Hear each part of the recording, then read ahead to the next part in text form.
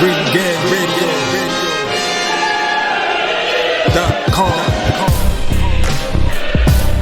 Take over. Last mission. Final boss mode. What it do?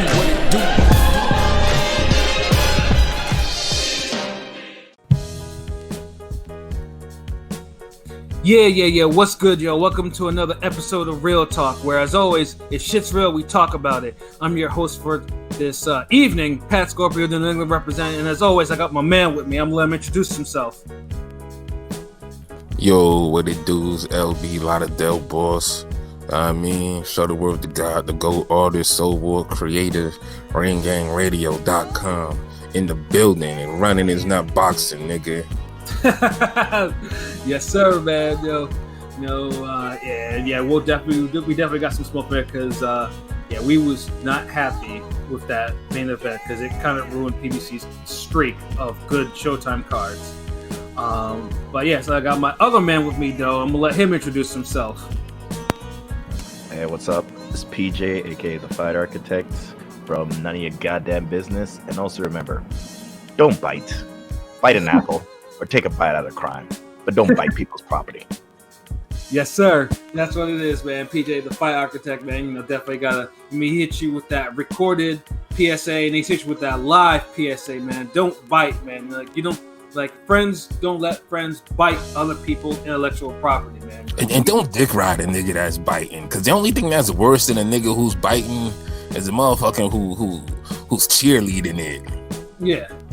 Like, that's just some whole shit. That's like, a deadbeat dad, having some friends that are like, oh, hell yeah, man, don't take care of your kid, nigga, fuck that, fuck that kid, man.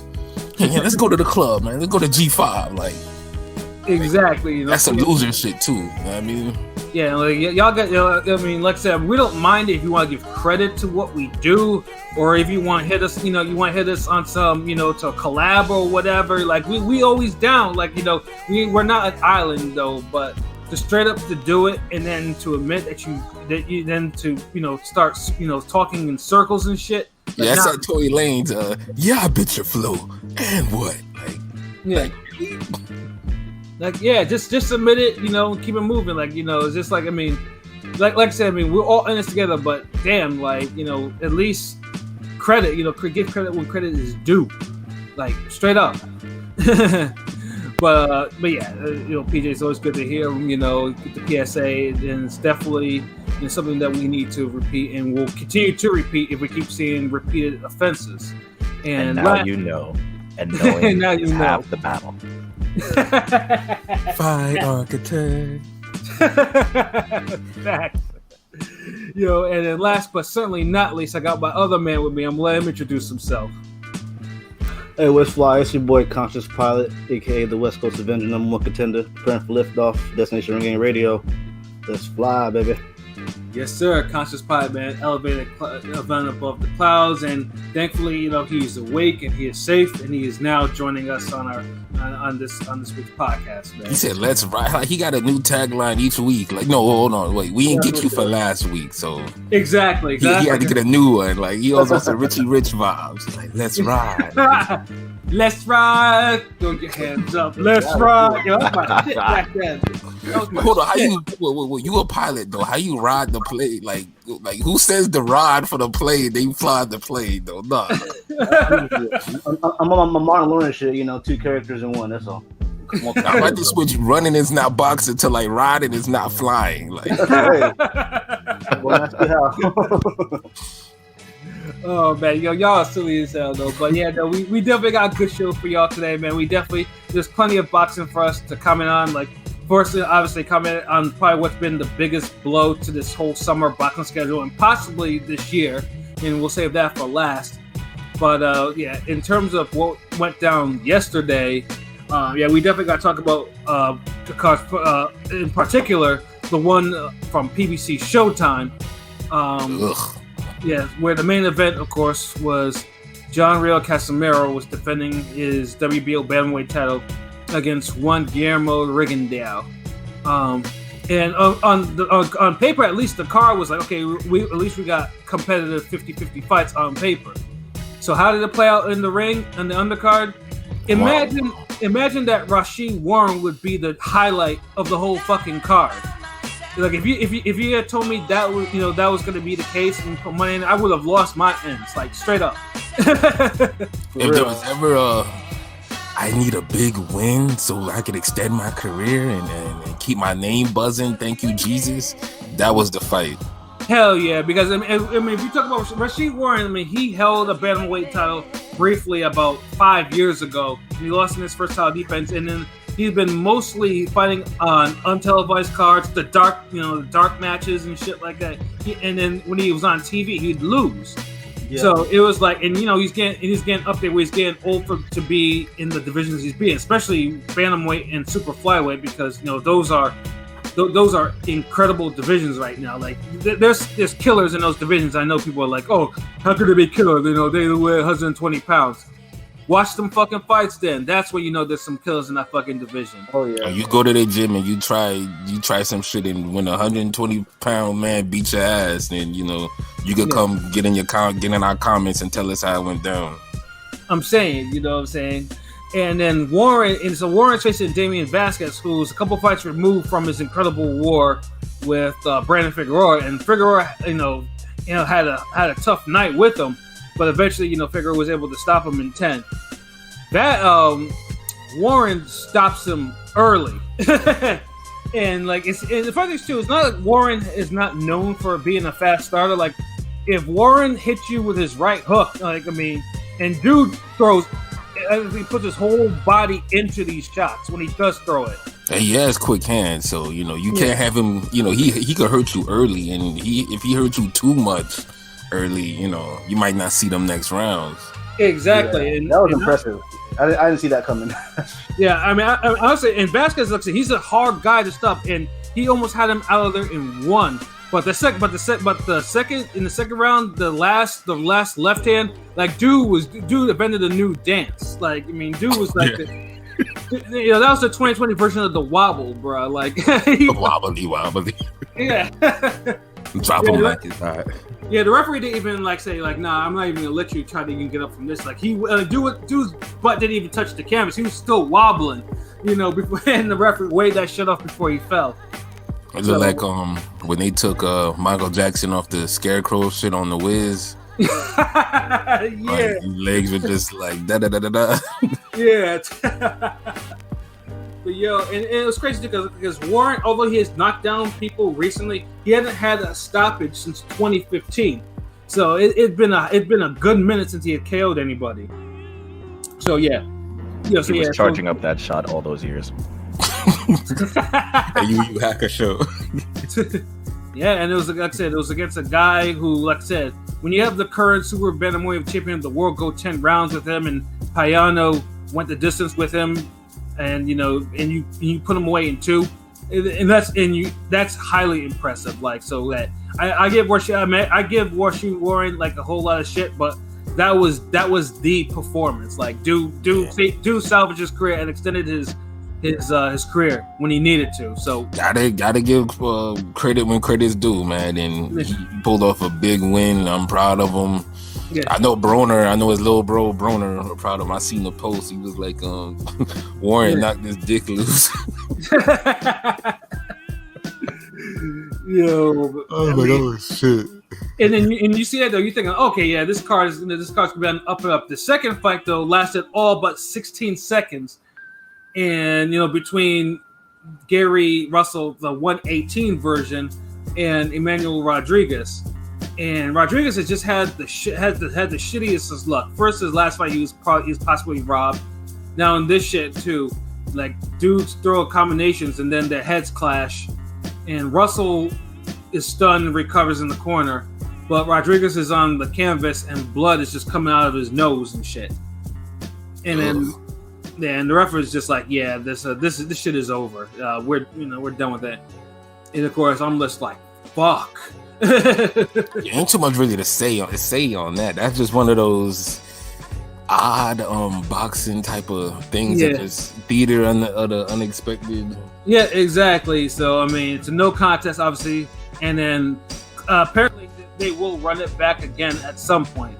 Probably maybe, and it'll be a welcome addition to whatever card they throw it on. So most likely probably October or some shit. They'll probably run it back, or November. But yeah, no. But yeah, it was just that's the easiest paycheck they got though, because you pretty much had a fucking training camp and you didn't even fight and you got paid. Like that's some Hopkins Chad Dawson Part 1 shit. Facts too. So I mean, they can't be that mad. But obviously, I mean, whereas Rodriguez is trying to get his career going after being knocked out by Monster, he tried to become champion again. And then we got Gary Antonio Russell, who's trying to be like his older brother, and then his other brother, who's currently a killer at 140 pounds now.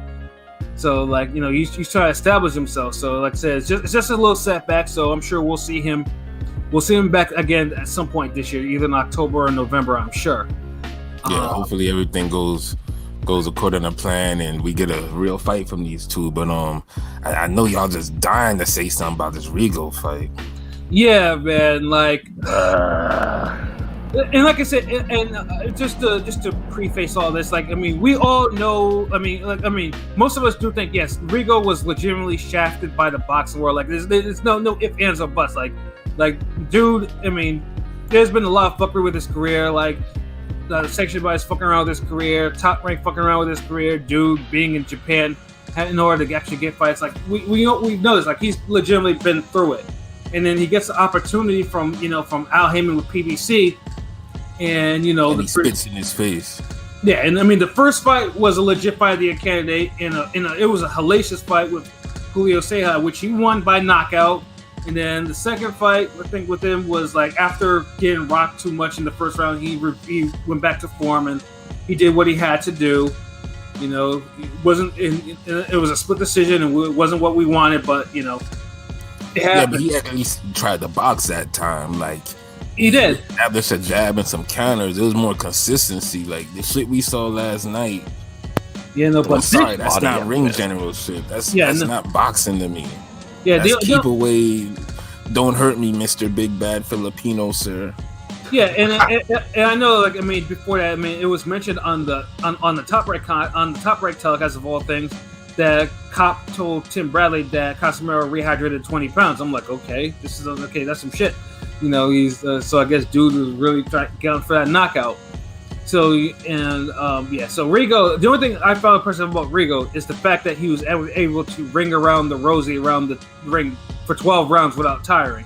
That's the only thing I'll give him props about. But I'm sorry, like I said, hit and not get hit is yes, that is boxing.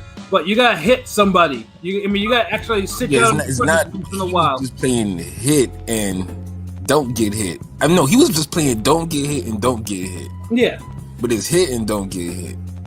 Yeah, and it was so I don't care about how in shape he was to avoid punches when you're barely landing anything back. I know people will be like, oh, well, there was that one moment where he landed a left. Yeah, and it didn't happen enough. And the funny thing is too is Casimero, and like I said, I mean, I think it was for that Rigo was probably shook a little bit because I mean he did land on Casimero, but Casimero it wasn't like he took a step back from any of these shots that he landed. But it's like if you're not actually putting your foot down, actually trying to actually really land some shit, then what the fuck do you think you're gonna expect? You just you're not gonna. And he didn't tire him out. And Casimero was also disappointing because he didn't know how to cut off the run on him. Like funny things too is like you can see Rigo galloped in the right on his right side, but he kind of walked when he was circling his left. It's like I was waiting for Casimero to make an adjustment on that. Like you have to realize you can't throw one shot at a time. You got you got to throw 1, 2. You got to give Rigo something to think about. Yeah, he got sucked into Rigo's game. Yeah, easily. Like because and that's what killed me. I was like, damn, this ring IQ, and for a guy who's known for fighting the most difficult opponents and beating them, this was the shit that was kind of confusing me. I was like, what is you doing? Like why barely are you jabbed, barely tried to figure out where he was positioned. Kept going for the head. Didn't even bother trying to hit the body, the bigger target, center of mass. He was missing everything. Yeah.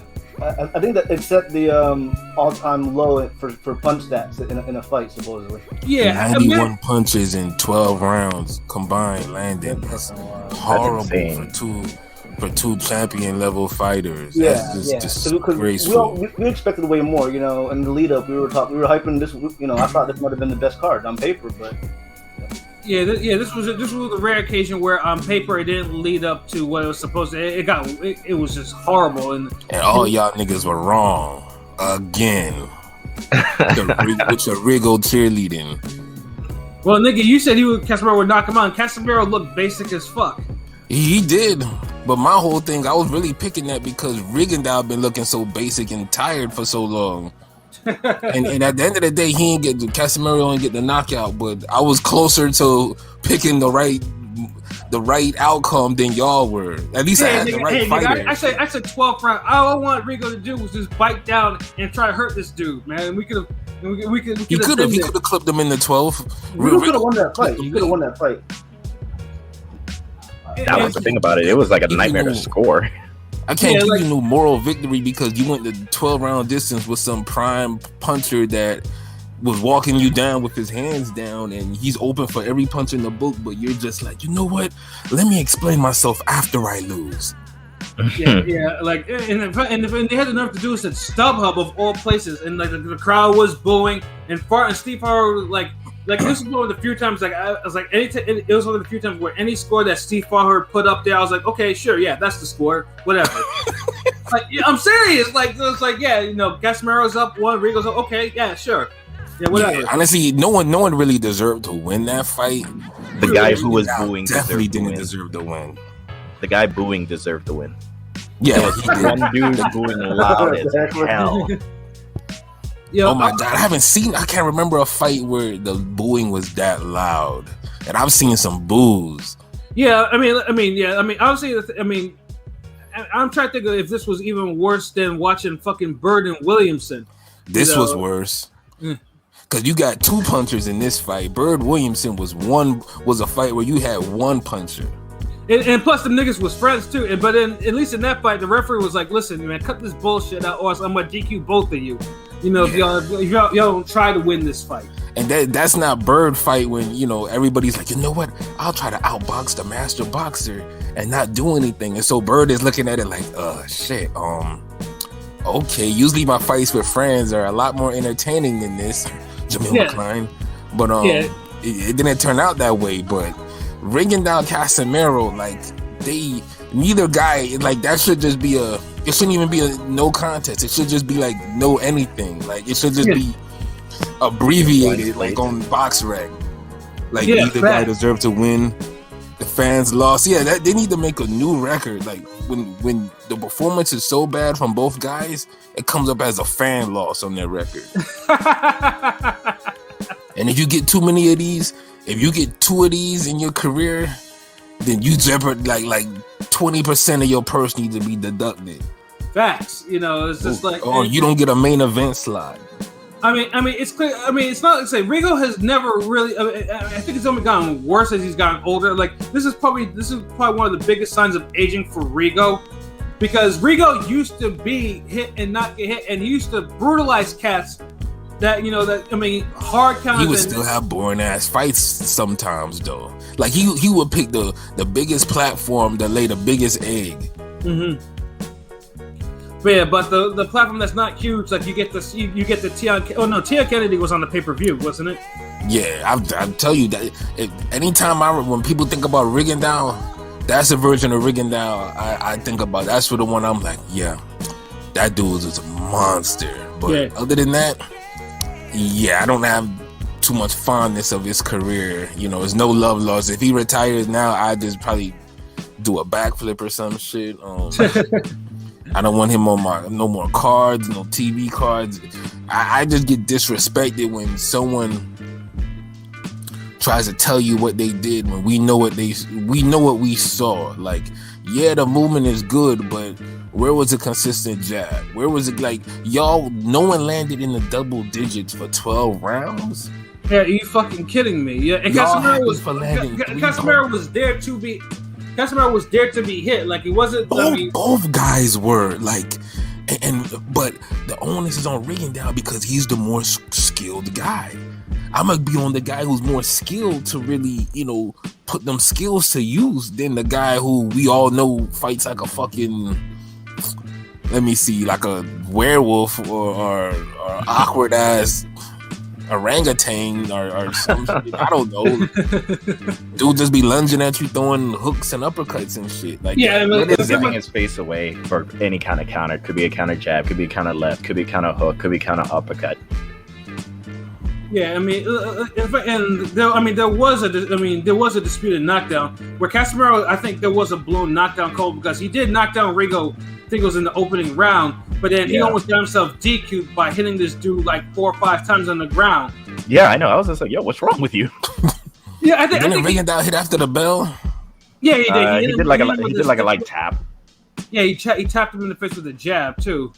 And it was there was enough fuckery where it's like there could have been warnings, but that knockdown shit. First of all, there should have been a knockdown on Rigo, and then Casimero should have gotten a warning because he could have gotten DQ. Like Rigo could have probably packed it in if he let a couple of those punches land, and be like, hey, yo, I the DQ, I'll win the DQ. I mean, since we're used to seeing him quit anyway.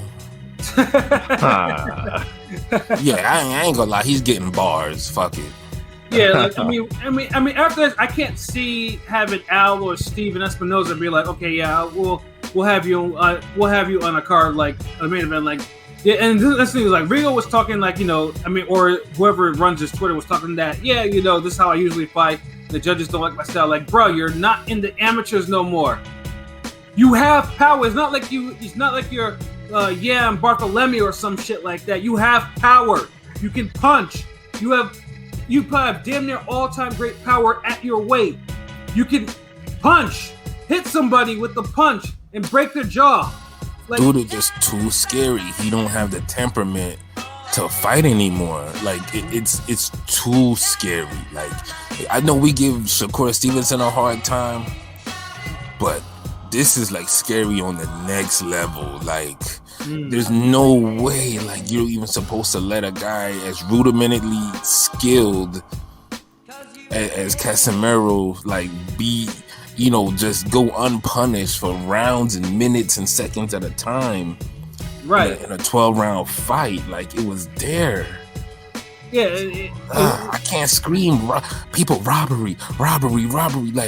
Like has the expectation for boxing really gone this low where we're happy with that performance where we'll scream robbery when we see a guy do laps around the damn ring? And that's the thing too. Who on earth is saying that is a robbery? Yeah, look at Twitter. Yeah, there's a whole bunch of. Like I said, what Rigo did. A poll. We did a poll and say who should have won between Rigo and Casimero. And you have 4 options, and the options are like Rigo, Casimero, draw, fight was too boring to matter. I bet you're gonna get either Rigondeaux or too boring to matter. Yeah, pretty much. Because like I say, honestly, because my woman was watching this with me. And she was like, and usually she's one of the ones she cannot, she doesn't like a lot. She doesn't like watching the super fades, like niggas getting their heads busted open or shit like that. She hates no that Mickey shit. Ward Gotti fights. Yeah, but even she was like, what are they doing? Like they're not doing anything. Like even she was on that, and I was like, and if she's saying that, then I know I'm watching some bullshit. Dude, I've seen more violence in an episode of fucking Care Bears than that damn boxing match. Nigga, I see. Yeah, I was hoping for like a fight to pop off at StubHub. I was like, okay, someone break out like because I know if I bought tickets for that card and that was what was offered to me, I would have been pissed. Oh my god, me and my sister was talking about that. Like, imagine how would you feel if you was in the arena and you bought tickets to that? Yeah, like dudes would be probably trying to jump Rigo outside. Yeah, StubHub is like everyone who fights at StubHub in the last like 5 years or so. Everyone, or not even 5 years, even almost 10 years. That's where fades happen. And it's like this is where like at least Rigo, like if Rigo wanted to spoil to the title, and like there's good spoiling and there's bad spoiling. this was bad spoiling because it was super negative. Yeah. It was so negative, and it wasn't a consistent negative where you're kind of punishing the guy or letting them know they're making mistakes. People keep talking about but Casimero was missing. I'm like, yeah, that makes it just worse. Yeah, like good spoiling, for an example, is Zahir Rahim beating up Eric Morales. That was good spoiling because he put hands on Eric Morales and almost had him out of there a couple of times. That was that one punch he knocked him across the damn ring. Yeah, that's good spoiling because that's when you realize, like dude fought like he wanted that fight, and he got the victory. Spoiling is fighting like the bad spoiling is fighting not to lose. Exactly. But you're trying to win a fight, and I didn't get no urgency from Rigondeaux. The post-fight interview was better than the fight. His trainer was up in his face. Ronnie Shields. It's his trainer. Like, he was telling him, and then had his man translate, like, yo, you gotta let your hands go. And Rigo was just sitting there, just looking like a damn muppet. He was thinking about the tweet he was gonna drop after the fight to explain his garbage performance. Right, and then you have Casimero in this corner, like dry heaving, like, like what the fuck is you heaving for, bro? What is your problem? Those misses be taking out energy, bro. He's missing wide as fuck. Yeah, I 97. But then he was doing it so loud. I was thinking to myself, man, if they don't stop the referee, might think like, hold up, bro, you even considering the fight yet? We may have to TKO your ass to keep heaving like that. Nah, we needed a double TKO. Yeah, facts. Like, I needed to fly into the ring and hit both of their ass, like on some Boondocks shit. Yeah, I would have been cool with a double technical draw or whatever you want to fucking call that shit. Technical draw, goddamn. I mean, shit, it's happened before. Shit, fucking Prince Charles Williams and Murky Sosa won. That was a technical draw because the ref and the doctors thought them niggas was taking too much punishment, and they were right. They were, especially if you seen that second fight. So it's like that's true. That's a slugfest for the age. That's a forgotten fade. Yeah, I wrote about that shit. And it's just like, that's So y'all need to read that and see that fight. And truthfully, I wish I had watched that after this because I needed to wash my eyes out a little bit from watching that. But yeah, Rigo, I can't see how Al and Steve and put him back on TV like this because, I mean, that wasn't a horrible. And Casimero, though, Casimero deserves blame because he's clearly rudimentary, and truthfully, they should have really pushed to get Donaire in this. Like, I mean, honestly, Donaire should have just been like, you know what? Yeah, this would have been the better fight. Donaire had to teach Casimero a lesson and let him get a dud with Rigondeaux, so he knows how it feel. Mm-hmm. And then he could run back and get the Donaire's demands because now the last thing we remember Donaire getting a damn nasty knockout and winning an upset battle. Right. Now, the last memory we have of Casimero is, he stunk out the joint with his terrible boxing against somebody who wasn't trying to box him back.